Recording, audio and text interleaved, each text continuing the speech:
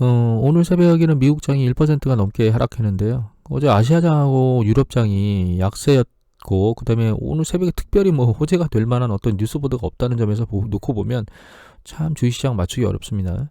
근데 이미 말씀드렸지만 하루 매일 변동하는 주식시장을 가지고 일희일비하면 사실 정확한 추세를 예측할 수가 없습니다. 그런 부분보다는 그 추세의 방향성을 예측하는 게 중요한데, 이렇게 말씀을 드리고 싶어요. 그러니까 그 바다 위에 쪽배에 타고 있는데 그 위에서 부는 바람에 의해서 파도가 출렁이잖아요. 그럼 배가 막 흔들리죠. 그런데 이것에 너무 심취하시면, 이것에 너무 신경을 쓰시면 안 된다는 거예요. 결과적으로 큰 그 대류 조류에 의해서 배는 그쪽 방향으로 흘러가게 돼 있거든요. 그러면 우리도 이제 이 조류의 흐름이 무엇인가를 판단해야 되는데, 예를 들면 미국 시장 같은 경우에는 GDP의 70%가 가계 소비가 담당하고 있어요. 그럼 결과적으로 미국 경제가 좋은 흐름으로 가려면 가계 소비 여건이 긍정적이겠는가라고 하는 부분을 계속 모니터링 해야 된다는 거예요. 근데 지금까지 모니터링 한 거로는 이미 뭐 한 미국의 그 2,600만, 700만 가까운 사람, 우리나라 인구의 한 절반 정도 되는 수준이 실업에 이미 이제 실업수당을 청구했고, 그러니까 실업에 돌입했고, 그 이외에 뭐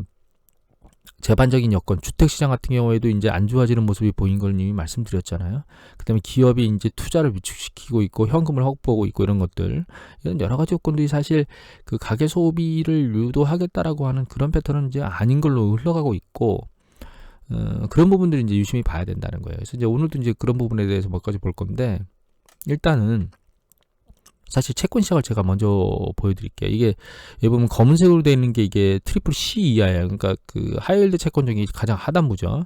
그 다음에 여기 있는 이제 회색이 이게 트리플 B 전체를 누르게 한 거거든요. 근데 분홍색의 트리플 B, 그러니까 투기 등급선 가장 아래에 있는 건 아직 머리를 안 들고 있는데, 이 하이힐드 채권 누계 지수 약간 머리를 들고 있죠. 그 다음에 트리플 C 같은 경우에는 추세적으로 머리를 좀 더 들고 있잖아요. 그래서 채권 시장 같은 경우는 약간 그 흐름, 그러니까 투자자의 흐름의 느낌이 약간 바뀌고 있다는 느낌이에요. 약간 그 위험을 회피하는 선호도를 보이고 있다라고 하는 미진한, 미비한 그런 흐름들이 보이고 있습니다. 물론 이제 향후에 보면 이게 또 떨어질 수도 있는데, 약간 흐름의 변화가 있는 게 아닌가라고 짐작할 수 있는 이제 초기 시그널이 나왔고요.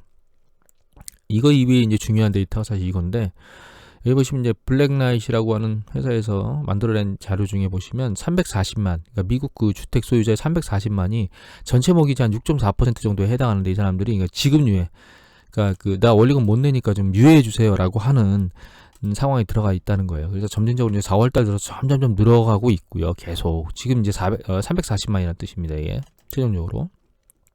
앞으로 제 생각에 이게 계속 늘어날 거라고 보입니다. 그러니까 이런 상황이 어떤 걸 야기하고 있냐면, 지금까지 그 모기지 관련된 그 연체율은 계속 밑으로 내려갔어요. 최저 비율을 계속 밑으로 치고 내려갔거든요. 그런데 최초로 요번에 그 32일 이상 연체한 비중이 처음으로 올랐어요. 이제 얘는 좀 지나면 90일 이상 악선 연체가 늘어나는 패턴으로 돌아설 거라, 이제 지금 그러니까 주택시장 자체도 안 좋은 쪽으로, 좋지 않은 쪽으로 움직이고 있다고 보셔야 됩니다. 그리고 이미 이제 예전에 데이터를 보여드렸는데, 그 소비자, 그러니까 카드 대출, 소비자 관련된 대출은 연체율이 늘어난 지가 꽤 됐습니다, 사실. 그래서 이런 것들이 지금 개인 파산의 쪽으로 뭔가 흐름이 진행되고 있다고 생각을 하셔야 돼요.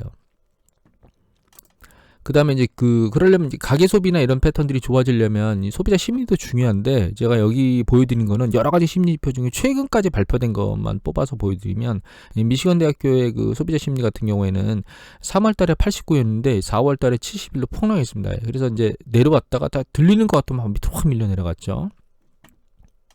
그다음 이제 ABC 컨슈머 컨피던스 보면 막 계속 급락하고 있어요. 4월 달에.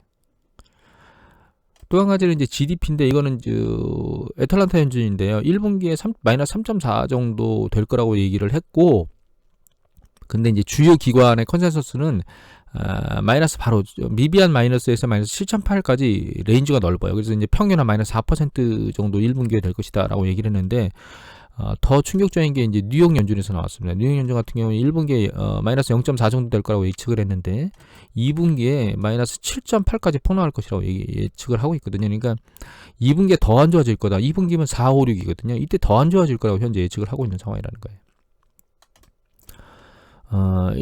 그럴 거라고 저는 생각하는 게, 사실 여기 보시면 이제 이 calculatedriskblog.com에서 보여드린 자료인데, 이게 뭐냐면 이게 하루 그 코비드 그 테스트하는 거예요. 그다음에 이게 빨간 선이 뭐냐면 그 중에서 양성자가 나오는 비율인데, 예전에 한번 말씀드렸자면 얘가 5% 미만대로 양성자율이 나와야 이게 그 컨트롤이 가능하다라고 미국의 이제 전문가가 예측을 했었는데, 결과적으로는 이게 지금 내려가질 않고 있어요. 내려가는 것 같더니 다시 위로 올라가고 있거든요, 양성자 비율이. 이런 패턴들이 지금 어떤 영향을 보이고 있냐면, 이 월드오미터인데 미국의 코로나 바이러스 그 양성자 진단 숫자를 보면요, 잘 보시면 늘어난 상태에서 이렇게 밑으로 내려가는 게 아니고 옆으로 기어가고 있어요. 그러면 이탈리아는 어떠냐? 이탈리아 보시면 급증했다가 내려가고 있죠. 스페인 같은 경우에도 급증했다 내려가고 있어요. 최근 추세는 약간 달라지는 느낌이 없지 않아 있긴 한데, 이건 이제 지켜봐야 될 것 같고, 일단 추세는 내려가는데 미국 같은 경우는 추세가 완전히 달라요, 보면.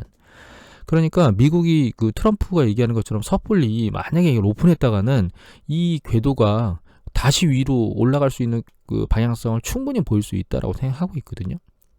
그러니까 제 생각엔 미국이 사실 최악의 대통령을 뽑은 게 아닌가 생각합니다. 오로지 그 자기를 그러니까 추앙하는 보수, 극진 보수 쪽에나 나라의 경영이나 이런 건 전혀 상관이 없고, 자기의 재선, 자기의 이익에 집중한 그런 대통령을 뽑아놔가지고 오락가락 하잖아요. 사실 전문가 얘기 듣지 않고 자기 맘대로 말하고 자기 맘대로 생각하고, 그러니까 국민들이 이제 혼란스러워하고, 지금은 이제 양 간에 충돌이 나도록 부채질을 하는 그런 상황인데, 이미 말씀드렸지만 경제를 오픈했다가 그 오픈한 경제가 결과적으로는 이제 그 양성자를 더 많이 늘려서 더 최악으로 만들 수 있는 그런 문제점으로 갈 수도 있고, 그게 아니더라도 지금 이 문제를 완전히 해결하려면 치료제하고 뭐 백신, 특히 백신이 필요한데, 왜냐하면 치료제는 사실 지금은 치료제 특별히 그 지정된 치료는 없지만 그 다른 여러 가지 약물을 가지고 치료를 하고는 있으니까 치료제가 없다고 말할 수는 없습니다. 다른 여러 가지를 투여해서 이제 호전되도록 만들긴 하니까 치료는 가능한데, 이 문제를 완전히 해결하려면 사실 백신이 필요하거든요. 그래서 모든 사람들한테 이게 걸리지 않도록 백신을 주사해서 그 항체를 만들어 놔야 되는데, 그 부분도 문제인 게, 여기 보시면 이제 매경에 그 사설인데요. 코로나 치료제 임상 실패 논란이라고 돼 있거든요. 그래서 이제 뭐 중국에서 렘데시비르를 임상 투여했는데 WHO에서는 이거 실패했다라고 얘기를 하고 있지만, 뭐 길리어드에서는 그렇지 않다. 뭐 좀 더 뭔가 임상을 해봐야 된다라고 얘기를 했지만, 문제는 이제 이게 쉽지 않을 것 같고요. 그다음에 이제 그 말라리아 관련된 후보군 얘기했다가 사실 치료해봤더니 사망률이 더 높았다고 나왔죠, 결과가. 그래서 실제로는 이제 이게 더 중요한 게, 코로나 백신이 변이가 너무 잦아가지고 백신을 만들기도 어렵죠. 만들고 나서 효과가 100% 있다고 보장하기도 어렵다는 건, 이것도 사실 굉장히 어려운 문제입니다. 그래서 이제 백신하고 치료제도 없는 상황에서 2차, 올 가을 겨울에 2차 유행이 있을 거라고 예측을 하고, 길면 뭐 향후에 뭐 한 1, 2년 정도는 계속 될 수 있다라고 얘기를 하고 있기 때문에, 결과적으로는 단기적인 방향에서 얘를 쳐다보면 안 될 것 같고요. 다만 제가 지금 계속 뭔가를 얘기하면 아랫방향 이렇게 계속 얘기를 하고 있거든요.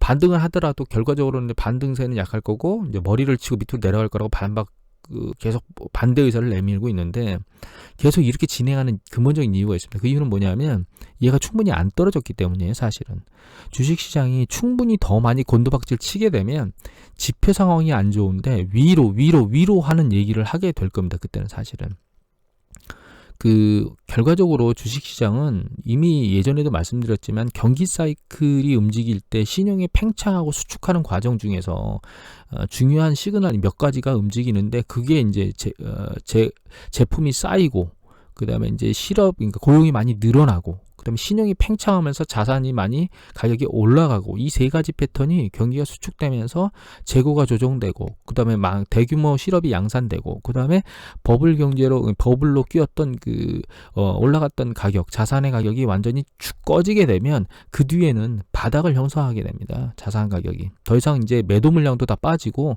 더 이상 떨어질 여력이 줄어요. 그러면 바닥에서 변동성을 보이긴 하지만 바닥을 그리다가 향후에 이제 실제 경제 지표가 좋아지기 전에 머리를 들기 시작해서, 경제 지표가 좋아지면 그 뒤에 탄력을 타고 올라가게 되거든요. 전에 동영상 찍었던 그 이코노미스트들이 바닥을 제대로 인지하지 못하는 이유는, 그 주식 시장도 바닥을 치고 있고 경제 지표도 바닥을 치고 있는데, 미래에 그게 단번에 바뀌지 않을 거라고 예측을 하기 때문에 그렇거든요. 지금 제가 아랫방향으로 계속 말씀드리는 이유는 경제지표가 좋기 때문에 아랫방향으로 말씀드리는 것도 있지만 가장 중요한 게 두 가지입니다. 첫 번째는 경기 사이클 국면 중에서 조정되는 세 가지 조정이 완전히 다 끝나지 않았어요. 물론 이제 실업은 끝났을 수도 있어요. 과도하게 단기간에 올라왔기 때문에. 하지만 재고 조정하고 그 자산가치 조정, 특히 주식시장의 자산가치 조정이 끝나지 않았기 때문에 지금은 계속 아랫방향을 얘기한다는 걸 잘 기억하셔야 됩니다. 향후에 경제지표가 이거보다 정말 안 좋고 완전히 죽상을 쓰고 있는데도 불구하고 제가 윗방향을 바랄 때가 있을 겁니다. 그러면 그때가 아마 그 매수의 최적기가 아닐까. 물론 뭐 그건 지나봐야 알겠지만 그렇게 아마 제가 여러분들한테 권고되는 흐름이 바뀌게 될 겁니다. 오늘은 이것으로 마치도록 하겠습니다. 감사합니다.